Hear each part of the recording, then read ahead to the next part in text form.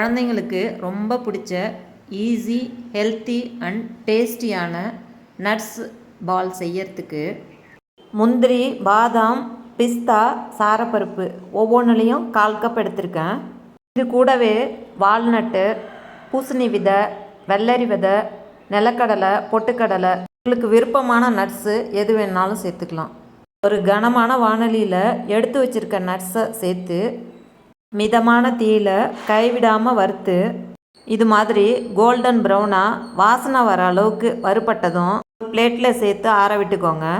அதே வாணலியில் 1 டீஸ்பூன் நெய் விட்டு காஞ்சதும் வறுத்த திராட்சை 1/4 கப், தேங்காய் துருவல் 1/4 கப் சேர்த்து மிதமான தீயில் வறுத்து தேங்காய் ஈரப்பசை இல்லாமல் இது மாதிரி சிவப்பாக வறுபட்டதும் அதையும் ஆற விட்டுக்கோங்க.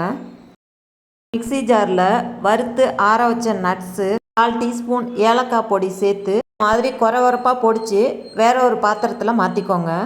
1/2 கப் விதை நீக்கின பேரிச்சம்பழம் சேர்த்து பல்ஸ் மோடில் நைஸாக அரைப்பட்டதும் நட்ஸ் பவுடரு, தேங்காய் கலவை சேர்த்து ஒரு சுற்றி எடுத்துட்டு ஒரு அகலமான பாத்திரத்தில் சேர்த்து நல்லா கையால் கலந்து விட்டுட்டு டூட்டி ஃப்ரூட்டி இருந்தால் சேர்த்து கலந்துட்டு இது மாதிரி உருண்டைகளாவோ இல்லை இது மாதிரி சாக்லேட் மோல்டில் வச்சு அழுத்தி எடுத்து உங்களுக்கு விருப்பமான எந்த ஒரு ஷேப்லேயும் செஞ்சுக்கலாம்.